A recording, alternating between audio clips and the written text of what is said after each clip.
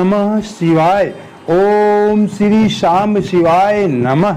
दोस्तों नमस्कार, हमारा नाम योगेश शुक्ला है और आप इस समय इस पर संदेश देख रहे हैं। शिव पुराण की पुस्तकों को पढ़ने से पहले या सुनने से पहले शिव रूप में उनका पूजन करना चाहिए। ये बात शिव पुराण में लिखी हुई है, पिछले अध्याय में हम बता भी चुके हैं। तो आपकी स्क्रीन में जो शिव पुराण की 2 पुस्तकें हैं, प्रमाणित पुस्तकें हैं, इनका आप दर्शन कीजिए, मन एकाग्र कीजिए और इनका प्रणाम कीजिए। फिर आगे हम आपको भोलेनाथ के असली दर्शन करवाते हैं। ये भगवान भोलेनाथ का असली रूप है जो शिव पुराण में लिखा हुआ है कि सदा शिव परम ब्रह्म परमात्मा इन्हें कहा गया है। तो इनके 5 मुख हैं, 5 मुख के अलग अलग कार्य हैं, शिव पुराण में बताया गया। पिछले अध्याय आप देख लेना, हमने सब बताया शिव पुराण जो लिखा हुआ है। और प्रत्येक मुख में 5 मुख, प्रत्येक मुख में इनकी 3-3 आंखें, त्रिनेत्र हैं और तमाम जिनके आभूषण होते हैं उससे लदे हुए हैं। तो चलिए अगला अध्याय शुरू करते हैं। शिव पुराण के विद्येश्वर संहिता का 18वां अध्याय हम आपको सुना रहे हैं। परसों हमने 18वां अध्याय शुरू किया था, कल कुछ व्यक्तिगत व्यस्तता के वजह से हम आपको नहीं सुना पाए थे। तो परसों जहाँ से हमने खत्म किया था वहीं से शुरू करेंगे। थोड़ा हमने पिछला ले लिया है जहाँ से परसों खत्म किया था, 2 पैराग्राफ, जिससे आपको समझ में आ जाए। ये देखिए, ये हमने विभूति 3 प्रकार की बताई गई है। यहाँ से हमने ये जो पेज है, इस पेज को हमने यहाँ से खत्म किया था। तो ये थोड़ा सा नया चैप्टर है, नई बात हमने कहा यहाँ सुना देंगे तो आपको याददाश्त भी आ जाएगी। विभूत से जो भस्म होती है, विभूत कितनी प्रकार की होती है, भस्म का क्या उसके उद्देश्य हैं, क्या फायदे हैं, इन सब के बारे में थोड़ा से आगे इसकी पूरी कहानी तो थोड़ा से जहाँ से स्टार्ट हुआ हमने कहा वहीं से शुरू कर देते हैं। लेकिन उसके पहले थोड़ी आपको एक विशेष जानकारी दे दें। कुछ हमारे नए मित्र या हमारे नए दर्शक जुड़ जाते हैं, उनके लिए खास बात है कि जब भी आप सावन का महीना चल रहा है, अधिकांश लोग मंदिर जाते हैं, शिवलिंग प्रतिमा के सामने पूजा अर्चना करते हैं। जब भी आप शिवलिंग के सामने जाएं, ओम, केवल ओम मंत्र से जाप करें, ओम नमः शिवाय से नहीं। भगवान भोलेनाथ के 2 रूप हैं, साकार और निराकार। जब कोई प्रतिमा हो, मूर्ति हो, तो उसके सामने ओम नमः शिवाय का जाप करना चाहिए। ये हम नहीं बता रहे हैं, हमको कोई विद्वान नहीं है, ये इसी शिव पुराण में लिखा हुआ है, पिछले अध्याय आप देख लेना। और जब भी आप शिवलिंग के सामने जाए, निराकार परम ब्रह्म परमात्मा है, तो उनके सामने ओम, ओम प्रणव मंत्र है। शिव जी के मुख से बताते हैं कि पहला शब्द वही निकला था, ये पुराण में पिछले अध्याय में लिखा हुआ है। तो जब भी आप शिवलिंग के सामने जाएं तो ओम मंत्र से जाप करें। तो चलिए शुरू करते हैं, ज़्यादा आपका समय नहीं लेते हैं। विभूति 3 प्रकार की बताई गई है। लोकाग्नि जनित, वेदाग्नि जनित, शिवाग्नि जनित, मतलब 3 प्रकार से जो अग्नि विभूति बनाई जाती है अग्नि जला करके, उसके बारे में। लोकाग्नि जनित या लौकिक भस्म, लौकिक जो हमारे आप, लौकिक मतलब होता है जनमानस के बीच में। तो भस्म को द्रव्यों के शुद्धि के लिए लाकर रखें। मिट्टी, लकड़ी, लोहे के पात्रों, धान्यों, तिल आदि द्रव्यों की, वस्त्र आदि की तथा परयूषित वस्तुओं की शुद्धि भस्म से होती है। कुत्ते आदि के दूषित पात्रों का देख लीजिए, कुत्ते आदि से दूषित पात्र, मतलब कुत्ते जो होते हैं अक्सर अधिकांश घरों में आप देखते हैं, हर जगह होता है, सभी घर में होता है कि जो बर्तन होते हैं, जूठे बर्तन कभी अचानक कुत्ते आ जाते हैं, उनको जूठा कर देते हैं। तो लिखे हैं कि कुत्ते आदि से दूषित पात्रों को भी शुद्धि भस्म से मानी गई है। जो मैं थोड़ा सा आपको समझा दूँ, क्लियर कर दूँ, राख, जिसे आप देसी भाषा में, शुद्ध भाषा में बताओ, राख, जो कंडे या लकड़ियाँ से जलाई जाती है, भस्म होती है, राख होती है, उससे अगर आप कुत्ते का जूठा बर्तन भी धो देंगे तो शुद्ध माना जाता है। इसलिए अब तो साबुन का चलन है, तमाम तरह के पाउडर आ गए हैं। तो अगर ये नहीं है कि आपके घर में पहले इसी से लोग, पुराने लोग, अभी कुछ दिन पहले तक लोग राख से ही बर्तन मांजते थे। तो कोई भी बर्तन हो, कितना भी गंदा हो, अगर आप उसे भस्म से यानी राख से साफ कर देंगे, पानी लगाकर, तो शुद्ध हो जाएगा। वस्तु विशेष शुद्धि के लिए यथोयोग्य सजल अथवा निर्जल भस्म का उपयोग करना चाहिए। वेदाग्नि जनित जो भस्म है, वेदाग्नि भस्म कौन सी है, उसको उन वैदिक कर्मों के अंत में धारण करना चाहिए। मंत्र और क्रिया से जनित जो होम कर, जो पूजा पाठ के बाद, मतलब वेद पाठ के बाद या कोई पूजा पाठ के बाद अग्नि का भस्म, जो अग्नि हवन का भस्म होता है, अग्नि का भस्म रूप धारण करता है, उस भस्म को धारण करने से वह कर्म आत्मा को आरोपित हो जाता है। ठीक इस भस्म को धारण करना चाहिए। अघोर मूर्तिधारी शिव का जो अपना मंत्र है, अघोर मूर्तिधारी शिव का जो अपना मंत्र है, आगे आएगा मंत्र, अभी ये मंत्र नहीं मिला हमको। अघोर मूर्तिधारी शिव का जो अपना मंत्र है, उनका जो अघोर मूर्तिधारी जो मंत्र है भोलेनाथ का, उसे पढ़कर बेल की लकड़ी को जलाएं। मंत्र पढ़ के बेल को लकड़ी को अग्नि जलाएं। उस मंत्र से अभिमंत्रित अग्नि को, मतलब मंत्र के द्वारा जो अग्नि जलाई जाएगी बेल की लकड़ी के ऊपर, अभिमंत्रित अग्नि को शिवाग्नि कहा गया है। मतलब मंत्र के द्वारा पहले ऋषि मुनि आग जलाते थे, आप भी जलेगी। अघोर मूर्तिधारी जो शिव का मंत्र है, उससे आप बेल की लकड़ी में जब मन से आवाहन करेंगे अभिमंत्रित अग्नि को शिवाग्नि, उस अग्नि जो अग्नि जलेगी उसे शिवाग्नि कहते हैं। शिव के द्वारा अग्नि जलाई गई, उसके द्वारा जले हुए काष्ठका का जो भस्म है, वह जो लकड़ी का भस्म है, वह शिवाग्नि जनित है। वही भस्म शिवाग्नि जनित कही जाती है, जो बेल की लकड़ी को शिवाग्नि द्वारा जलाया जाता है। कपिला गाय के गोबर, जो गाय का गोबर, देखो बहुत क्लियर लिखा हुआ, कपिला गाय का गोबर अथवा गाय मात्र के, में कोई साधारण गाय भी उसका भी गोबर, ठीक है ना। कपिला गाय गोबर अथवा गाय मात्र के गोबर को, तथा समी, पीपल, पलास, मतलब इन चीज़ों की लकड़ी की भस्म बनती है, इन चीज़ों से। तथा समी, पीपल, पलास, पलास मतलब होता है जिसे आप बहुत लोग पलास समझते होंगे, लेकिन बहुत जगह से छील बोला जाता है। छील का पेड़ होता है, इसमें टेसू के फूल होते हैं, लाल कलर का अक्सर होता है, होली के आसपास उसमें निकलता है उसका, लोग कहीं पे उसको लोग होली के रंग के रूप में भी खेलते हैं, तो उसे पलास कहते हैं। पलास छील का जो पेड़ होता है, टेसू के फूल का पेड़ जो होता है, पलास बोलते हैं। समी, पीपल, पलास, वट, वट माने बरगद, अमलतास और बिल्लो, बिल्लो माने बेल, इनकी लकड़ियों को शिवाग्नि से जलाएं। इन चीज़ों की लकड़ियों को शिवाग्नि से जलाया जाता है। गाय को गोबर को और जो पेड़ लिखे हुए हैं, इन पेड़ों की लकड़ियों को शिवाग्नि से जलाया जा सकता है। वह शुद्ध भस्म शिवाग्नि जनित है, वो शुद्ध भस्म है, शिवाग्नि जनित माना गया है। अथवा कुश की अग्नि में शिव मंत्र के उच्चारण पूर्वक काष्ठ को जलाएं। उसकी अग्नि में शिव मंत्र के उच्चारण पूर्वक काष्ठ को जलाएं। फिर उस भस्म को कपड़े से अच्छी तरह छानकर नए घड़े में भरकर, उस भस्म को कपड़े से छान लें, फिर नए घड़े में भरकर रख दें। जो आग जलेगी उसको कपड़े से ही छान लें, तमाम उसमें कूड़ा करकट होगा तो उसको कपड़े से छान लेंगे आप, तो बढ़िया महीन एकदम भस्म निकल आएगी। रख दें, एक कोई घड़े में भरकर रख दें। उसे समय समय पर, मतलब भस्म बना लीजिए, उसमें रख दीजिए घर में। उसे समय समय पर अपनी कांति और शोभा की वृद्धि के लिए धारण करें। कांति मतलब पहले लोग शोभा बढ़ाने के लिए शरीर में लगाते थे, हाथों में, मस्तक में, अभी लोग साधु महात्मा लगाते हैं। शोभा की वृद्धि के लिए धारण करें। ऐसा करने वाला पुरुष सम्मानित एवं पूजित होता है। ऐसे जो भस्म धारण करता है वो पुरुष सम्मानित और पूजित होता है समाज में। वो आज भी पूजित होता है। आप लोग देखते हैं जो भस्म लगा के आते हैं, हम उनका लोग सम्मान करते हैं, पूजा करते हैं। पूर्व काल में भगवान शिव ने भस्म शब्द का ऐसा ही अर्थ प्रकट किया था। पूर्व काल में भगवान शिव ने बताया कि जो भस्म लगाएगा वो सम्मानित होगा, पूजित होगा, और भस्म किस चीज़ से बनती है, भगवान शिव ने ही बताया। शिव ने भस्म शब्द का ऐसा ही अर्थ प्रकट किया था। जैसा राजा अपने राज्य में सारभूत कारकों ग्रहण करता है, जैसे मनुष्य सस्य आदि को जलाकर पकाकर उसका सार ग्रहण करते हैं, तथा जैसे जठ रानल नाना प्रकार के भक्ष्य भोज आदि पदार्थों को भारी मात्रा में ग्रहण करके उसे जलाकर सार तत्व वस्तु ग्रहण करता और उस सार तत्व वस्तु से स्वदेह का पोषण करता है। जो हम खाना पीना खाते हैं उसे हजम करके जिस तरह पेट में जला दिया जाता है तो पोषण होता है। उसी प्रकार प्रपंचकर्ता परमेश्वर शिव ने, प्रपंचकर्ता कहा गया है शिव परमेश्वर को, उसी प्रकार प्रपंचकर्ता परमेश्वर शिव ने भी अपने में अधेय रूप से विद्यमान प्रपंच को जलाकर भस्म रूप से उसे सार तत्व को ग्रहण किया है। प्रपंच को दग्ध करके शिव ने उसे भस्म को अपने शरीर में लगाया है। उन्होंने विभूति भस्म पोतने के बहाने जगत के सार को ही ग्रहण कर लिया है।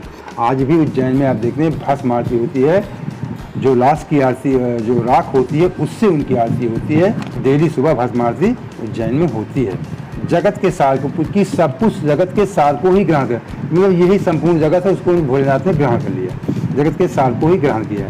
शिव ने अपने शरीर में अपने लिए रत्न स्वरूप भस्म को इस प्रकार स्थापित किया है। अपने शरीर में उन्होंने रत्न समझ, जैसे आप सोना चांदी रत्न कुछ भी समझते हैं, रत्न स्वरूप भस्म को इस प्रकार स्थापित किया है।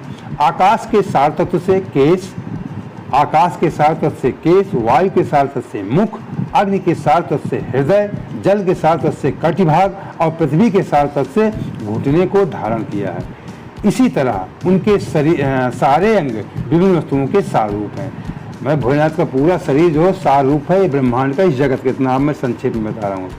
महेश्वर ने अपने ललाट के मध्य में जो मस्तक होता है, आप देखते होंगे, ये पूरे मस्तक नहीं कि आँख के इस किनारे से जो मस्तक होता है, मस्तक चौड़ा होता है, बीच में मतलब दो आँख होती हैं, वो जो आँख होती है, आँख के बीच से किनारे, आँख के बीच से इस किनारे के आँख के बीच, छोटा सा बीच में से त्रिपुंड जो धारण किया जाता है उसे महेश्वर ने अपने ललाट के मध्य में त्रिपुंड का मतलब 3 उंगली से जो सीधे से बेड़ा का जो तिलक लगाते हैं, तो लोग थोड़ा लगाते हैं, लेकिन भोलेनाथ का जो त्रिपुंड है वो बेड़ा है कि बीच में मध्य में होना चाहिए मस्तक में।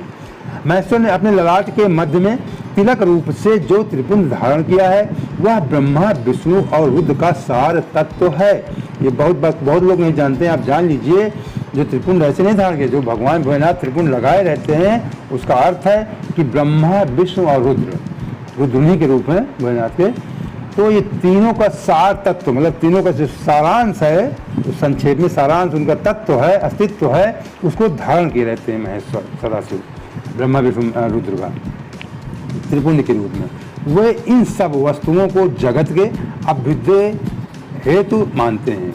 वे इन सब वस्तुओं को जगत के उदय के लिए अभ्युदय का हेतु मानते हैं। भगवान शिव ने ही प्रपंच के सार सर्वस्व को अपने वश में किया है, अतः इन्हें अपने वश में करने वाला दूसरा कोई नहीं है, इसलिए वे शिव कहे जाते हैं। जैसे समस्त मृगों का हिंसक मृग पशु सिंह कहलाता है और उसकी हिंसा करने वाला दूसरा कोई मृग नहीं है, अतः उसे सिंह कहा गया है।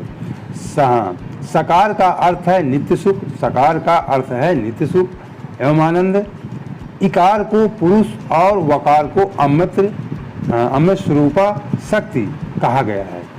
मतलब सकार का अर्थ है नित्य सुख और आनंद, इकार को पुरुष और वकार को, मतलब इकार को पुरुष और वकार को अमृत स्वरूपा शक्ति कहा गया है। इन सब का सम्मिलित रूप ही शिव कहलाता है। शक्ति की पूरा सम्मिलित रूप है शिव शक्ति, एक ही लिंग में समाहित होते हैं, सब उसी की परिभाषा निकल रही है आगे। और इन सब का सम्मिलित रूप ही शिव है, शिव पूरा सारांश है। अतः इस रूप में भगवान शिव को अपनी आत्मा मानकर उनकी पूजा करना चाहिए। इस रूप में भगवान शिव को अपनी आत्मा, जो हमारी आत्मा है, उसको शिव रूप में मानकर पूजा करनी चाहिए। साधक पहले अपने अंगों में भस्म लगाए। साधक का मतलब जो हम आप लोग हैं पूजा करने वाले, अपने अंगों में भस्म लगाएं, अपने अंगों में भस्म लगाएं। जो भस्म मैंने बताया किस चीज़ से बनती है। फिर ललाट में, फिर अपने मस्तक में जो बताया गया त्रिपुंड धारण करें, उसे पानी में भिगो करके, पानी में गीला करके त्रिपुंड आप धारण करें मस्तक के बीचों बीच। पूजा काल में सजल भस्म का उपयोग होता है और द्रव्य शुद्धि के लिए निर्जल भस्म का। दिन हो अथवा रात्रि, नारी हो या पुरुष, मतलब दिन में या रात में, नारी हो या पुरुष। कुछ लोग कहते हैं कि औरतों को नहीं लगाना चाहिए, औरतों को भी लगाना चाहिए। दिन हो या रात्रि, नारी हो या पुरुष, पूजा करने के लिए उसे भस्म जल सहित ही, मैंने बताया कि जल में स्नान करके, उसे भस्म को जल सहित ही त्रिपुंड के रूप में ललाट पर धारण करना चाहिए। महिला पुरुष हो, रात हो दिन, इससे मतलब नहीं है। आप महिला हैं या पुरुष हैं, उसे आप जल में भिगो करके, जल में स्नान करके अपने ललाट पे त्रिपुंड 3 उंगलियों से लगा सकते हैं। ललाट पर धारण करना चाहिए। जल मिश्रित भस्म को, जो जल में स्नान कर, जल मिश्रित भस्म को त्रिपुंड के रूप में धारण कर जो व्यक्ति शिव की पूजा करता है, उसे सांग शिव की पूजा का फल तुरंत प्राप्त होता है। अगर आप त्रिपुंड धारण करके शिव जी की पूजा करते हैं तो सांग शिव की पूजा का तुरंत तत्काल आपको फल मिल जाता है। ये पुराण में लिखा हुआ है, आप देख लीजिए।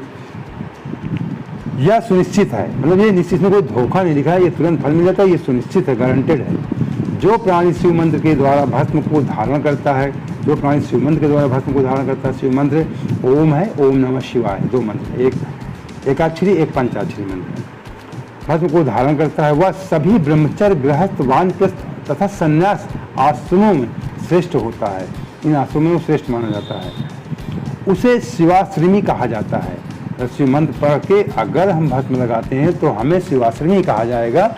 वो वानप्रस्थ और संन्यास तमाम तरह के आश्रमों से महान हो जाता है, क्योंकि वह एकमात्र शिव को ही परम श्रेष्ठ मानता है, क्योंकि उसके लिए सब कुछ सर्वस्व शिव ही है, इसलिए वो शिवाश्रमी हो जाता है। शिव व्रत में एकमात्र शिव में ही निष्ठा रखने वाले ना तो अशौच का दोष लगता है, मतलब शिव व्रत बहुत अच्छी बात लिखी हुई, शिव व्रत में एकमात्र शिव में ही, मतलब शिव भगवान भोलेनाथ के पर कहते हैं ना, पूजा पाठ कोई नियम नहीं, बाकी भाव भगवान भोलेनाथ, आपके भाव देखते हैं, आप शुद्ध हैं अशुद्ध हैं, ये सब ज़्यादा भगवान भोलेनाथ की पूजा में इसका प्रभाव नहीं पड़ता है, ये फिर भी शुद्धता बरतनी चाहिए, ये मतलब है। शिव व्रत में एकमात्र शिव में ही निष्ठा रखने वाले ना तो अशौच का दोष लगता है, अशौच क्रिया जो शौच क्रिया होती है आपकी नित्य क्रिया डेली की, उसका कोई दोष लगता है कि आपने शौच क्रिया नहाया कि नहीं नहाया, ना तो सूतक का। बहुत सारे विद्वान पुरुष हमारे कहा करते हैं सूतक लग गया, पूजा नहीं होनी चाहिए, तो सूतक में भी भगवान भोलेनाथ का पूजन होगा, आप जान लीजिए। अब आज के बाद कभी कोई आपसे कोई भी पंडित कोई विद्वान कहे सूतक लग गया है पूजा नहीं होगी, तो सूतक में पूजा भगवान भोलेनाथ की होगी, ये बात आप जान लीजिए। सूतक में भगवान भोलेनाथ की पूजा होगी, किसी भी रूप में आप हैं अशुद्ध हैं, किसी भी आपकी भगवान भोलेनाथ की आप पूजा कर सकते हैं, ऐसा भगवान भोलेनाथ इस पुराण में कहा गया है। हाँ, बहुत सारे लोग कहा करते हैं सुगबुल सूर्यास्त जब हो जाता है उसमें पूजा, उसमें भी उनकी पूजा होती है। शुक्र तो उनके भक्त ही थे भगवान भोलेनाथ के शुक्राचार्य जी, तो उसमें कोई सूतक है क्या है शुद्ध है सब कुछ उन्हीं से है ना, इसलिए उसमें उनकी पूजा के लिए कोई भेद नहीं, कोई प्रतिबंध नहीं।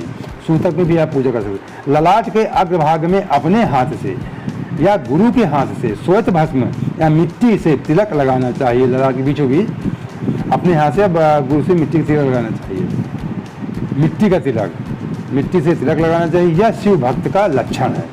मिट्टी से आप तिलक लगाते हैं तो आप शिव भक्त हैं, आप कुछ लोग सिंदूर से हल्दी से लगा देते हैं, वैसा अगर शिव भक्त हैं तो आपको मिट्टी से तिलक लगाना चाहिए। ये शिव भक्त की पहचान है, उसके लक्षण है। जो गुणों का बोध कराता है वह गुरु है। यह गुरु शब्द का विग्रह कहा गया है, जो मतलब आपको सीख दे वही गुरु है। गुणातीत परम शिव राजस आदि स्वीकार गुणों का अवरोध करते हैं, दूर हटाते हैं, इसलिए सबके गुरु रूप का आश्रय लेकर स्थित हैं वो शिव जी। गुरु शिव विश्वासी शिष्यों के तीनों गुणों के पहले दूर करके उन्हें शिव तत्व का बोध कराते हैं, इसलिए गुरु कहलाते हैं। शिव की जानकारी, शिव तत्व की कोई शिव है उनकी जानकारी, जैसे हम आपको सुना रहे हैं, कोई भी सुनाता है कि शिव तत्व को कोई शिव कोई ईश्वर कोई परमात्मा है, जो बोध कराए वही गुरु है। अतः बुद्धिमान शिष्य को उन गुरु के शरीर को गुरुलिंग समझना चाहिए। बहुत अच्छी बात लिखी हुई है। उस बुद्धिमान शिष्य को, जो गुरु का चेला है शिष्य है, उन गुरु के शरीर को गुरुलिंग समझना चाहिए। मतलब ये पूरे पुराण में आपने देखा होगा कि हर चीज़ को आप लिंग मान सकते हैं, स्वरूप मान सकते हैं। गुरु को भी गुरुलिंग मान लीजिए, उनकी पूजा कीजिए। वृक्ष को, जीवों को, किसी को भी आप लिंग मान के पूजा कर सकते हैं। गुरु जी की सेवा शुश्रूषा ही गुरुलिंग की पूजा होती है। शरीर मन वाणी से की गई गुरु सेवा शास्त्र ज्ञान प्राप्त होता है। अगर मन से, शरीर से, वाणी से हम गुरु की सेवा करते हैं तो हमें शास्त्र ज्ञान, मतलब हमें जो वेद पुराण का ज्ञान हमें प्राप्त हो जाता है। अपनी शक्ति से शक्य अथवा अशक्य जिस बात का भी आदेश गुरु ने दिया हो उसका पालन प्राण और धन लगाकर पवित्र आत्मा से शिष्य करता है। जो गुरु का आदेश है उसे पूरा प्राण प्रतिष्ठा अपनी धन सबको लगा के उस गुरु के आदेश का पालन करना चाहिए। इसलिए इस प्रकार अनुशासित रहने वाले को शिष्य कहा जाता है। जो अनुशासित रहता है, गुरु की आज्ञा मानता है, वही शिष्य कहलाता है।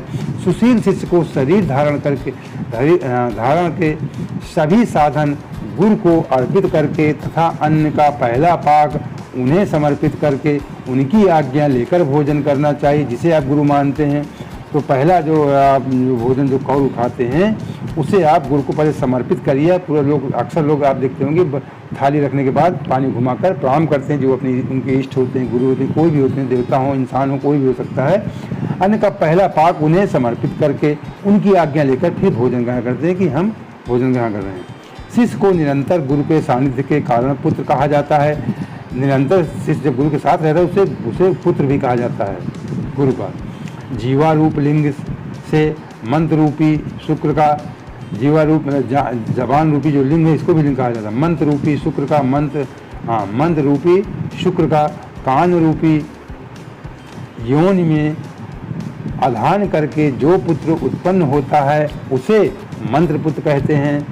उसे अपने पिता स्वरूप गुरु की सेवा करनी चाहिए। मतलब गुरु जो पिता हो जाता है उसे अपनी पिता स्वरूप उसकी सेवा करनी चाहिए। शरीर को उत्पन्न करने वाला पिता तो संसार प्रपंच में पुत्र को डुबोता है, जो केवल पैदा करके छोड़ देता है। मतलब शरीर को उत्पन्न करने वाला जो आपको जन्म देता है, लिखा हुआ जो पिता है, जो आपका असली पिता होता है, वो तो पिता उत्पन्न करने वाला पिता तो संसार प्रपंच में पुत्र को डुबोता, संसार में छोड़ देता है, डुबो देता है। संसार के बंधन में, संसार की तमाम परेशानियों में पुत्र को छोड़ देता है, वो डुबो देता है। लेकिन ज्ञान देने वाला गुरु जो हमको आगे बढ़ाता, हमें ज्ञान देता है, ज्ञान देने वाला गुरु रूप पिता संसार सागर से पार कर देता है। फिर हमें जो ज्ञान देता है, हमें संसार सागर से में हम वेद पुराण पढ़ते हैं या शिक्षा ग्रहण करते हैं, धन कमाते हैं, जो गुरु होते हैं वही तो आगे हमारा जीवन पार लगाते हैं। ज्ञान देने वाला गुरु रूप पिता संसार सागर से पार कर देता है। इन दोनों पिताओं के अंतर को जानकर गुरु रूप पिता की अपने कमाए धन से और अपने शरीर से विशेष सेवा पूजा करनी चाहिए। अगर आप सक्षम हो गए हैं तो गुरु की धन से, शरीर से, हाथ पैर दबाकर, सब लिखा हुआ है, ऐसी पूजा गुरु की करनी चाहिए। पैर से कैश पर्यंत जो गुरु के शरीर के अंग उनकी भिन्न भिन्न प्रकार से तथा स्वयं अर्जित धन के द्वारा उपयोग की सामग्री प्राप्त कराकर अपने हाथों से पैर दबाकर स्नान अभिषेक आदि कराकर तथा नैवेद्य भोजन आदि देकर पूजा करनी गुरु की। मतलब हर तरह से बढ़िया अच्छे कपड़े पहनाओ, पूजा करो, हाथ पैर उनके दबाओ, सेवा करो, स्नान कराओ, सब ये करना चाहिए। पैसा है तो पैसा भी अच्छा उनको खर्च की, उनके पीछे खर्च कीजिए। गुरु की पूजा ही परमात्मा शिव की पूजा है। अगर आप गुरु की पूजा करते हैं तो आप समझ लीजिए आप शिव पूजा कर रहे हैं। आडम्बर में मत पड़ा करिए। वो लोग सोचते हैं कि आप क्या फायदा हो कि भगवान शिवलिंग के साथ तभी हमें वरदान मिले, ऐसा नहीं है। आप गुरु की पूजा करते हैं तो वही शिव है। गुरु के उपयोग से बचा हुआ सारा पदार्थ आत्मशुद्धि करने वाला होता है। हे दुजो, गुरु का शेष जल अन्न आदि से बना हुआ शिवोच्छिष्ट शिव भक्तों और शिष्यों के लिए ग्राम्य भोज्य है। गुरु का जो मतलब जल बच जाए, भोजन बच जाए, वो शिव भक्तों के लिए मतलब ग्रहण कर सकते हैं उस भोजन को। ग्राम्य तथा भोजन करने लायक है। शिव का गुरु का जूठा गुरु की आज्ञा के बिना उपयोग में लाया हुआ सब कुछ वैसा ही है जैसा चोर चोरी करके लाई हुई वस्तु का उपयोग करता है। बगैर गुरु के आज्ञा के कोई भी काम करते हैं तो चोर के तरीके हैं। चोर जैसे चोरी करता है, सामान लाता है। गुरु से भी विशेष ज्ञानवान पुरुष मिल जाए, अगर गुरु से भी कोई हमको महान पुरुष मिल जाए तो उसे भी यत्नपूर्वक गुरु बना लेना चाहिए। अगर कोई आपका गुरु है या कहता है हमारे गुरु फलाने हैं, हम दूसरे गुरु नहीं मानना चाहते, तुम अच्छे हो, इस तरह की बातें नहीं करना चाहिए। अगर आपके गुरु उनको भी सेवा करिए, लेकिन और कोई अच्छा ज्ञानी पुरुष मिल जाता है तो उसे भी गुरु बना लेना चाहिए। ये पुराण में लिखा हुआ है, यत्नपूर्वक गुरु बना लेना चाहिए। कोई ज्ञानी पुरुष है। अज्ञान रूपी बंधन से छूटना ही जीव मात्र के लिए साध्य पुरुषार्थ है। अतः जो विशेष ज्ञानवान है वही जीव को उस बंधन से छुड़ा सकता है। विशेष ज्ञानवान वही जीव के बंधन से, जो गुरु हैं, ज्ञानी हैं, वही हमको आपको जीव बंधन से छुड़ा सकते हैं। कर्म की सांगोपांग मूर्ति के लिए पहले विघ्न शांति, थोड़ा आज ज़्यादा पढ़ देंगे, ज़्यादा नहीं, एक डेढ़ पेज, इससे जो कल छूट गया है वो उसका भी एडजस्टमेंट, उसका भी समावेश हो जाए। तो आज पढ़ देंगे एक आध में, थोड़ा कल पढ़ देंगे। ऐसा पुराण में भी लिखा है कि अगर छूट जाए तो उस दूसरे दिन ज़्यादा पढ़ना चाहिए। कर्म की सांगोपांग मूर्ति के लिए पहले भी विघ्न शांति करनी चाहिए। निर्विघ्नता पूर्वक तथा सांग संपन्न हुआ कार्य ही सफल होता है। इसलिए सभी कर्मों के प्रारंभ में बुद्धिमान व्यक्ति को विघ्न विनाशक गणपति का पूजन करना चाहिए। आप सब जानते हैं, हम भी जानते हैं। कि सब प्रथम पूज्य हैं भगवान गणेश। कोई पूजा के पहले भगवान गणेश का पूजन होता करना चाहिए। सभी बाधाओं को दूर करने के लिए विद्वान व्यक्ति को सभी देवताओं की पूजा करनी चाहिए। पहले गणेश जी की पूजा होती, तमाम भी देवी देवता ग्रहों की पूजा कराई जाती है, फिर आपके जो इष्ट देव होते उनकी पूजा होती है। ऐसा सभी ब्राह्मण या विद्वान पुरुष करते हैं, नहीं करते तो करना चाहिए। जो आदि ग्रंथ रोग आध्यात्मिक बाधा कही जाती है, जो आदि ग्रंथ आध्यात्मिक बाधा कही जाती है, पिशाच सियार आदि का दिखना, अगर कोई सियार दिख जाए, पिशाच दिख जाए, बांबी का जमीन पर उठ जाना, बांबी जो होती है आप जानते हैं, लोग कहते हैं बांबी की माटी अगर लोग वहाँ सरफराह करते हैं, बांबी का जमीन से उठ जाना, ऊपर उठाए बांबी, आकाशमार्ग छिपकली आदि जंतुओं का कोई छिपकली गिर जाती है, हम लोग अशुभ मानते हैं, आप सब जानते हैं। घर में कच्छप कछुआ, सांप, दुष्ट स्त्री, सांप दिख जाए, दुष्ट स्त्री दिख जाए, कछुआ दिख जाए, दिखना, वृक्ष, नारी और गौ आदि की प्रसूति का, ठीक, हाँ, दिखना, वृक्ष, नारी और गौ आदि इनकी प्रसूति जो होती है, महिलाएं समझती होंगी, प्रसूति का दर्शन होना आगामी दुख का संकेत होता है। अतः यह आदि भौतिक बाधा मानी जाती है। किसी अपवित्र वस्तु का गिरना, बिजली गिरना, महामारी, ज्वरमारी, हैजा, गोमारी, मसूरी का एक प्रकार का शीतला रोग, जन्म नक्षत्र पर ग्रहण, संक्रांति, अपनी राशि में अनेक ग्रहों को योग होना तथा दुस्वप्न दर्शन, कोई मतलब गलत स्वप्न दर्शन हो जाए अपने, दुस्वप्न दर्शन आदि दैविक बाधा कही जाती है। तरह दैविक बाधा आ जाए कोई, 100 चांडाल पतित का स्पर्श, 100 और चांडाल का, 100 मतलब समझते हैं लाश को, चांडाल का पतित का स्पर्श छू जाए, अथवा इनका घर के भीतर आना किसी कारण धोखे से आ जाए, भावी दुख का सूचक होता है। समझ लीजिए कोई दुख आने वाला है, बुद्धिमान व्यक्ति को चाहिए कि उस दोष की शांति के लिए शांति यज्ञ करे। किसी मंदिर, गौशाला,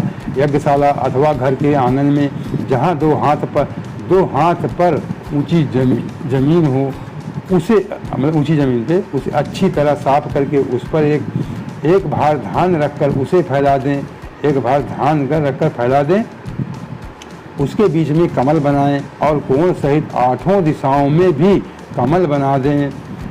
बीच में कमल बनाएं और 8 दिशा में भी कोण बना दें, कमल बनाए तो 8 दिशाओं में भी कमल बनाएं। फिर प्रधान कलश में सूत्र बांधकर, जो कलशा है बांधकर तथा गुग्गुल की धूप दिखाकर उसे बीच में तथा दिशाओं में बनाए गए कमलों पर अन्य 8 कलश स्थापित करें। फिर अन्य 8 एक बीच में भी अन्य जो 8 कलश हैं उनको भी स्थापित करें। 8 कलशों में कमल, आम्रपल्लो के अगर कलश में डाला जाता रखा जाता है, सब विद्वान पुरुष जानते हैं।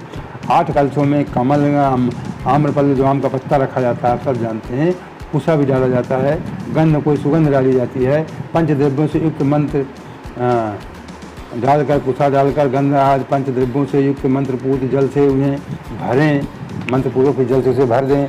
उन समस्त कलशों में नीलम आदि नवरत्नों को क्रमशः डालना चाहिए। नीलम कौन डाले, नीलम बहुत महंगा है, नीलम पत्थर होता है। तत्पश्चात बुद्धिमान यजमान कर्मकांड को पहले लोग डालते थे, अब आज के ज़माने में सब दुर्लभ है। तत्पश्चात बुद्धिमान यजमान कर्मकांड को जानने वाले सपत्नीक आचार्य का वर्णन करें। आचार्य को सपत्नीक बुलाएं, उसका वर्णन करें। भगवान विष्णु की स्वर्ण प्रतिमा तथा इंद्रादि देवताओं की भी प्रतिमाएं बनाकर उन कलशों में छोड़ें। पूर्ण पात्र से ढके मध्य कलश पर बीच में है भगवान विष्णु का आवाहन करके उनकी पूजा करें। पूर्व दिशा से प्रारंभ करके सभी दिशाओं में मंत्रानुसार इंद्र आदि का क्रमशः पूजन करना चाहिए। उनके नामों से चतुर्थी विभक्ति सहित नमः का प्रयोग करते हुए उनका पूजन करना चाहिए। आवाहनादि सारे कार्य आचार्य द्वारा संपन्न कराएं तथा आचार्य और ऋत्विजों सहित उन देवताओं के मंत्रों को 100 बार जपें। कलशों की पश्चिम दिशा में जप के बाद होम करना चाहिए। कलशों की पश्चिम दिशा में जप के बाद होम करना चाहिए। हे दुज्जनों, हे वी दुज्जनों, वह जप होम करोड़ लाख हजार अथवा 108 की संख्या में कुछ भी हो सकता है। इस विधि से 1 दिन 9 दिन अथवा 40 दिनों देश काल की व्यवस्था के अनुसार शांति मतलब जिस तरह हो ये लिखा हुआ ना 108 जो करना चाहिए। इस विधि से 1 दिन के भी यज्ञ हो सकता है, 9 दिन का भी, 40 दिन का देश काल व्यवस्था के अनुसार आप कर सकते हैं। शांति यज्ञ यथोचित रूप से संपन्न करें। शांति के लिए शमी मतलब जो आपके हवन होगा वो शांति के लिए शमी, वृत्ति रोजगार के लिए प्लास, ठीक, प्लास की समिधा से अन्न घृत अन्न और घी तथा सुगंधित द्रव्यों से उन देवताओं के नाम अथवा मंत्रों से हवन करना चाहिए। इन चीज़ों से किसी हर चीज़ों का उसमें लिखा हुआ है कि शमी शांति के लिए शमी है, वृत्ति रोजगार के लिए है तो प्लास जो हमने बताया छूल के समिधा से अन्य घृत सुगंधित द्रव्यों सहित उन देवताओं को हवन मंत्र जो करते हैं सब जानते हैं उसे करना चाहिए। प्रारंभ में जिस द्रव्य का उपयोग किया हो अंत तक उसी द्रव्य का प्रयोग करना चाहिए। जैसे घी का किया कि आपने तेल का किया वो शुरुआत तक जलना चाहिए, आप उसी द्रव्य घी का प्रयोग करना चाहिए। अंतिम दिन पुण्य वाचन कराकर कलशों के जल से प्रेक्षण करना चाहिए। तत्पश्चात आहुति की संख्या के बराबर ब्राह्मणों को भोजन कराएं। आहुति की संख्या के बराबर ब्राह्मणों को भोजन कराएं। हे विद्वानों, आचार्य और ऋत्विजों को हविष्य का भोजन कराना चाहिए। सूर्य आदि 9 ग्रहों को होम के अंत में पूजन करना चाहिए।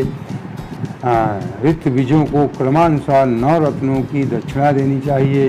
तत्पश्चात 10 दान करें और नवरत्न का जो तमाम नीला मराज पत्थर हो गए सब कई तरह के नवरत्न होते हैं उन्हें संभवतः दक्षिणा दिया जा सकता है। आप दक्षिणा दे सकते हैं, पैसा रुपया कुछ भी। हाँ, तत्पश्चात 10 दान करें और उसके बाद सुई सीदान करना चाहिए। बालक या गोपवीती गृहस्थाश्रमी और वानप्रस्थियों को धन का दान करना चाहिए। तत्पश्चात कन्या सधवा विधवा स्त्रियों को देने के अनंतर बची हुई तथा यज्ञ में बची हुई सारी सामग्री आचार्य को समर्पित करें। जो सारे दान पुण्य करने के बाद जो सामग्री यज्ञ में पूजन में बचती है, तो पुराण में लिखा है। आजकल लोग बहुत दिमाग लगाते हैं कि पंडित सब भल ले जाते हैं, यह करते हैं वह करते, ऐसा नहीं सोचना चाहिए। जो आप अपने मानदानों को ब्राह्मणों को खिलाने पिलाने के बाद जो बचे उसको जजमान को आचार्य को सब कुछ दे देना। घर में अगर सब उसी को दे आप ले जाइए महाराज, उसको दे देना चाहिए। उत्पात महामारी और दुखों के स्वामी यमराज माने जाते हैं। मतलब उत्पात महामारी, जो उत्पात मतलब जो बवाल होता है गंगा प्रसाद और महामारी कोई आती है, दुख का कोई पहाड़ टूट पड़ता है, उसके स्वामी यमराज हैं। इसलिए यमराज की प्रसन्नता के लिए काल प्रतिमा का दान करना चाहिए। 100 निष्क या 10 निष्क के परिणाम की पास और अंकुश धारण की हुई पुरुष के आकार की स्वर्ण प्रतिमा बनाएं। उस स्वर्ण प्रतिमा का दक्षिणा सहित दान करना चाहिए। आज के युग में संभव लग रहा है स्वर्ण प्रतिमा बनाना। उस स्वर्ण प्रतिमा का दक्षिणा सहित दान करना चाहिए। उसके बाद पूर्ण आयु प्राप्त करने हेतु तिल का दान करना चाहिए। पूर्ण आयु अगर प्राप्त करना है तो आपको तिल का दान करना चाहिए। और आयु आप लंबी आयु जीना चाहते हैं, रोग निवारण, कोई रोग आपके है तो रोग निवारण के लिए आपको 1 सेकेंड, हाँ ये लिखा, रोग निवारण के लिए घृत में घी में अपनी परछाई देखकर दान करनी चाहिए। अगर आपको अपने शरीर से कोई रोग भगाना है, बहुत अच्छी बात प्रमाण की है, तो घी रखिए, घी में अपनी परछाई, अपने शरीर, अपना मुख देखिए, परछाई देखिए और फिर किसी को दान कर दीजिए, आपका रोग निवारण होगा। 1000 ब्राह्मणों का भोजन कराना चाहिए। धना भाव से 100, मतलब ये लिखा हुआ कि हो सके तो 1000 ब्राह्मणों को भोजन करा दो, नहीं है धना भाव कम है तो 100 ब्राह्मण करें, फिर उसके बाद अथवा यथाशक्ति 1, 2, 4, 5 कुछ भी आप 1, 3, 5, 7 जो भी आपकी यथाशक्ति हो आप भोजन करा दें। मतलब जितना आप सक्षम हो उतने ज़्यादा ब्राह्मणों को भोजन कराना चाहिए। यज्ञ पूजन आदि संबंध शांति के मतलब के खत्म होने के बाद यथाशक्ति ब्राह्मणों को भोजन कराना चाहिए। भूत आदि की शांति के लिए, भूत आदि की शांति के लिए भैरव की महापूजा करें। अगर आपको भूत आपके घर में है, किसी को पकड़े हो, उसकी शांति के लिए आपको भैरव बाबा की पूजा करनी चाहिए। भोलेनाथ के रूप में भैरव, रुद्रावतार भैरव आदि की पूजा करनी, महापूजा करें। अंत में भगवान शिव का महाभिषेक, मतलब भूत अगर कोई है तो पहले भैरव की पूजा करें, फिर भगवान शिव का महाभिषेक, रुद्राभिषेक जो आप समझते हैं उनका अभिषेक करें, फिर उनका भोग लगाएं, नैवेद्य समर्पित करके ब्राह्मणों को भूरि भोजन कराना चाहिए, भूरि भोजन कराना चाहिए। ऐसा मैंने एक हमारे संपर्की, उनका नाम नहीं लेंगे, बताएं, कोई उनको बता रहा था कि इनको ब्रह्म राक्षस है, आप ये कौन सी यज्ञ बताए, क्या यज्ञ कराना है, ये कराना है, उनको भ्रमित कर रहे थे। उनकी क्षमता भी नहीं थी पैसे की। फिर उनको बताया हमने कि आप रुद्राभिषेक करा लीजिए, भगवान भोलेनाथ का पूजन कीजिए, आपको ठीक हो जाएगी। वो नहीं समझे, फिर उनको जो करना था अपना किया। तो भूत अगर कोई आप परेशान है किसी भी तरह के इस तरह चीज़ों से, तो आप भैरव जी की पहले महापूजा करा दीजिए किसी ब्राह्मण से, फिर भगवान शिव का अभिषेक करवा के नैवेद्य उनको भोग लगा दीजिए, फिर ब्राह्मणों का भोजन करा दीजिए, आपका भूत भाग जाएगा। इस प्रकार यज्ञ संपन्न करने से दोषों की शांति हो जाती है। इस प्रकार यज्ञ संपन्न करने से दोषों की शांति हो जाती है। इस शांति यज्ञ का प्रतिवर्ष फाल्गुन मास में आयोजन कर, आपको यज्ञ करना है तो आपको फाल्गुन मास में उसका आयोजन करना चाहिए। अशुभ दर्शन होने पर तुरंत, अथवा एक में कोई अशुभ दर्शन हो जाता है तो तुरंत कर लो, नहीं 1 महीने के अंदर यज्ञ का आयोजन करना चाहिए। महापाप हो जाए तो भैरव की पूजा करनी चाहिए, कोई बहुत बड़ा आपसे पाप हो जाए तो भैरव की पूजा कर लीजिए। महाव्याधि हो जाए तो यज्ञ का पुनः संकल्प लेकर उसे संपन्न करना चाहिए। हाँ, अकिंचन दरिद्र व्यक्ति तो केवल दीपदान कर दे। अगर कोई अकिंचन है, दरिद्र व्यक्ति है, गरीब है, कुछ भी क्षमता नहीं है, तो दीप दिया जला के दिखा दे भगवान को, भोलेनाथ को, उसका कल्याण हो जाएगा। उतना भी ना हो जो आगे लिखा है, अगर दीप जलाने की भी व्यवस्था न हो तो स्नान करके कुछ दान कर दे, मतलब पहले दीप दिखा दे स्नान करके। अगर वो भी सिस्टम नहीं है तो स्नान करके जो उसके पास दान कर दे, 1 रुपया, 1 दाना, 1 फल, जो हो कुछ न कुछ मिल ही जाएगा। प्रकृति में सब कुछ उपलब्ध होता है, कुछ न कुछ आप दान कर दे, आपका सब कुछ ठीक हो जाएगा। 108 एक है, ये धनवानों के लिए मत सोचना कि कोई भी कर सकता है। अगर आप धनी है, सक्षम है, तो आपके लिए उसका आपका नुकसान होगा। उनके लिए जो गरीब हैं, दरिद्र हैं, कुछ भी नहीं कर सकते हैं, उनके लिए है ये। असंपन्न है तो विधि विधान से पूजा कीजिए आप। 108, 1000, 10,000, 1 लाख, 1 करोड़ मंत्रों से भगवान सूर्य को नमस्कार करें। इस नमस्कारात्मक यज्ञ से सभी देवता प्रसन्न होते हैं। भगवान शिव का जरूर नमस्कार करें, बाद में सभी देवता प्रसन्न होते हैं। भगवान शिव की इस प्रकार प्रार्थना करें, मेरी बुद्धि आपके ज्योतिर्मय पूर्ण स्वरूप में लगी है, मुझ में जो अहंता थी वह आपके दर्शन से नष्ट हो गई है। ये भगवान भोलेनाथ की पूजा के बाद ऐसी कल्पना मन में करनी चाहिए। वैसे सब आप जानते हैं किस तरह आप सब लोग कर लेते हैं अच्छे से विनती, मतलब प्रार्थना करें, मेरी की बुद्धि और ज्योतिर्मय पूर्ण उसमें लगी है, मुझ में जो अहंता थी, घमंड था, वो आपके दर्शन से सब खत्म हो गया है। मैं अपनी देह से आपको प्रणाम करता हूँ भोलेनाथ। हे प्रभु, आप महान हैं, आप पूर्ण हैं, जो संपूर्ण के वही हैं, आप पूर्ण हैं और मेरा स्वरूप भी आप ही हैं, तो भी इस समय मैं आपका दास हूँ। इस प्रकार यथो योग्य, इस प्रकार मतलब कि आपको मन में पूजा करनी चाहिए, उनके झुक के भगवान भोलेनाथ के सामने यथो योग्य नमस्कार पूर्वक स्वात यज्ञ करना चाहिए। तत्पश्चात भगवान श्री को नैवेद्य देकर तांबूल समर्पित करना चाहिए। नैवेद्य भोग लगाइए, तांबूल मतलब पान सुपारी, बाद में पान सुपारी जरूर पूजा में लगता है, काफ़ी मात्रा सभी देवताओं को चढ़ाया जाता है पान सुपारी। पूंगी फल तांबूल लंगुलाची सहितम समर्पयामि ये कहा जाता है। पूंगी फल तांबूल, पूंगी मतलब सुपारी, तांबूल पान, लंगुलाची सहित सब खिलाना चाहिए। तब स्वयं 108 बार शिव की प्रदक्षिणा करनी चाहिए। कि 108 बार भगवान भोलेनाथ की प्रदक्षिणा, परिक्रमा जिसे आप शुद्ध समझते हैं, वो करना चाहिए। 1000, 10,000, 1 लाख या करोड़ प्रदक्षिणा दूसरों के द्वारा कराई जा सकती है, किसी को भी आप करा सकते हैं जिनका आप कल्याण कराना हो। शिव की प्रदक्षिणा सारे पापों को तत्क्षण नाश हो जाता है। मतलब शिव की पूजा के बाद परिक्रमा करना बहुत जरूरी है, इससे सारे पाप नष्ट हो जाते हैं, नाश हो जाते हैं। दुख का मूल व्याधि है और व्याधि का मूल पाप में होता है। धर्माचरण से पापों का नाश बताया गया है। भगवान शिव के उद्देश्य से किया गया धर्माचरण पापों का नाश करने में समर्थ होता है। भगवान शिव के उद्देश्य से जो धर्म कर्म आप करते हैं वो पापों को नाश करता है। भगवान भोलेनाथ में ऐसी क्षमता है, सभी पापों को नाश कर देते हैं। मैं आपको उदाहरण बता रहा हूँ, जब पांडवों द्वारा इतना बड़ा नरसंहार हुआ था, युद्ध हुआ था महाभारत का, तो वो लोग अपने पापों से मुक्त के लिए भगवान शिव के दर्शन करने के लिए बनारस, भगवान कृष्ण उनसे कहा था कि भगवान ने कहा कि हम कैसे पाप से मुक्ति पा सकते हैं। तब भगवान भोलेनाथ ने पांडवों से कहा था कि भगवान कृष्ण ने कहा था कि आप पाप से मुक्ति पाने के लिए शिव भगवान भोलेनाथ का दर्शन कीजिए, उनसे आशीर्वाद प्राप्त कीजिए।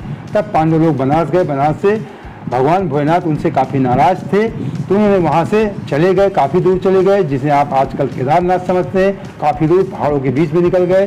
फिर भी वहाँ उन्होंने पांडवों की उनकी भक्ति थी, उनके पीछे लगे, तो पहचान लिया। पहचान करने के बाद फिर कहानी लंबी है, कभी बताएंगे शार्ट में आपको। फिर वहीं पर अपना साण रूपे से उनको देख लिया, भीम ने पकड़ लिया। फिर क्या हुआ, वो प्रकट हुए, फिर दर्शन दिया, जो आप केदारनाथ के रूप में दर्शन करते हैं।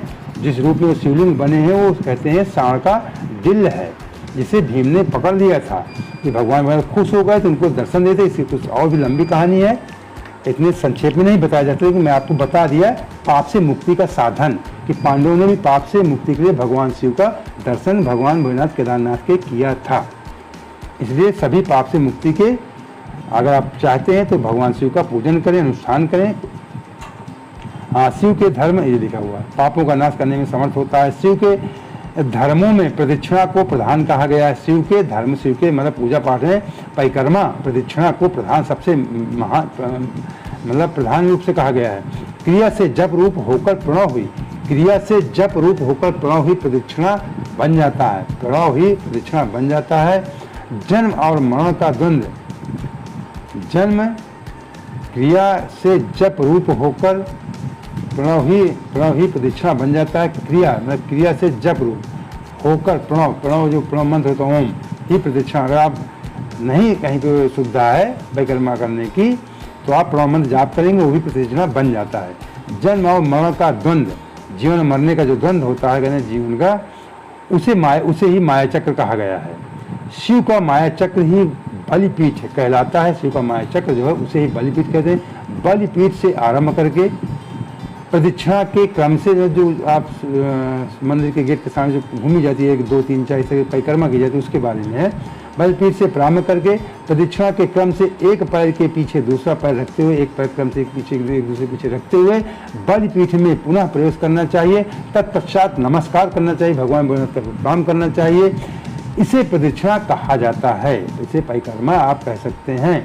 बलिपीठ से बाहर निकलना, जन्म प्राप्त होना और नमस्कार करना ही आत्मसमर्पण है। जन्म और मरण रूप द्वंद्व भगवान शिव की माया से प्राप्त है। जो इन दोनों को शिव की माया को ही अर्पित कर देता है वह फिर शरीर के बंधन में नहीं पड़ता है। जब तक शरीर रहता है तब तक तो क्रिया के ही अधीन है। वह जीवबद्ध कहलाता है। स्थूल, सूक्ष्म, आकार और कारण तीनों शरीरों को वश में कर लेने पर जीव का मोक्ष हो जाता है, ऐसा ज्ञानी पुरुष का कथन है। माया चक्र के निर्माता भगवान शिव ही परम कारण है। जो हम जीवन और जन्म मृत्यु के जो हम लोग बंधन में फंसे हुए उसे माया चक्र कहते हैं, और उस माया चक्र के परम कारण निर्माता भगवान भोलेनाथ ही हैं। वे अपनी माया के दिए हुए द्वंद्व का, वही जीवन मरण का द्वंद्व देते हैं, वो अपनी माया के द्वारा जो द्वंद्व देते हैं स्वयं ही परिमार्जन करते, वही उसको समाप्त कर सकते हैं। अतः शिव के द्वारा कल्पित हुआ द्वंद्व ही उन्हीं को समर्पित कर देना चाहिए। हे विद्वानों, प्रदक्षिणा और नमस्कार शिव को अति प्रिय है। कह रहे हैं सूत जी ऋषियों से कि हे विद्वानों, प्रदक्षिणा मतलब परिक्रमा और प्रणाम शिव जी को बहुत प्रसन्न है, ऐसा जानना चाहिए। भगवान शिव की प्रदक्षिणा, नमस्कार, घोषोपचार, पूजन अत्यंत फलदायी होता है। उनका परिक्रमा, नमस्कार, प्रणाम और पूजा बहुत फलदायी होता है। ऐसा कोई पाप इस पृथ्वी पर नहीं जो शिव प्रदक्षिणा से नष्ट न हो सके। अब देख लीजिए, मैंने बताया ना पांडव वाली कहानी कि पांडव इतना बड़ा नरसंहार करने के बाद उनके भी भगवान भोलेनाथ ने पांडवों के सारे पापों को नष्ट कर दिया था। तो ऐसा कोई इस धरती पे पाप नहीं जो शिव जी की परिक्रमा करने से नष्ट ना हो जाते हैं। इसलिए प्रदक्षिणा का आश्रय लेकर सभी पापों का नाश कर लेना चाहिए। मतलब आश्रय लेकर उनका जो जरूर उनकी परिक्रमा करनी चाहिए अगर संभव है तो, नहीं तो ओम मंत्र का जाप कर लीजिए आप। तो ये पूरा माताएं बहनें से फिर हम थोड़ा सा आपको बता दें, आपसे निवेदन कर दें कि इसी तरह की अगर पुराण प्रतिदिन आप सुनना चाहती हैं तो चैनल को सब्सक्राइब कर लीजिए, मेरे चैनल जुड़ जाइए। और मैं कई बार इस बात को बताया हूँ, पिछले अध्याय में आया है कि सुनना और सुनाना जरूर चाहिए। पुराण मैं नहीं कह रहा, ये पुराण में लिखा है, अगर आपने देखा होगा तो आपको याद भी होगा कि दूसरे को जरूर बताना चाहिए जन कल्याण के लिए। इससे भगवान भोलेनाथ बहुत खुश होते हैं। इसीलिए जो हम सुनाते हैं दूसरों को आप बताइए। नहीं बता सकते तो उनके मोबाइल में आप शेयर कर दीजिए, भेज दीजिए, वो भी देख लें, उनका भी कल्याण हो जाए। ऐसा भगवान भोलेनाथ अगर ऐसा आप करेंगे तो आपको दुगना फल प्राप्त होगा। ऐसा भगवान भोलेनाथ चाहते हैं कि सबका कल्याण हो। तो जरूर लाइक भी कर दिया करें और अपने नातेदार और दोस्तों को शेयर जरूर कर दिया करें। ओम ओम नमः शिवाय। ओम श्री शाम शिवाय नमः।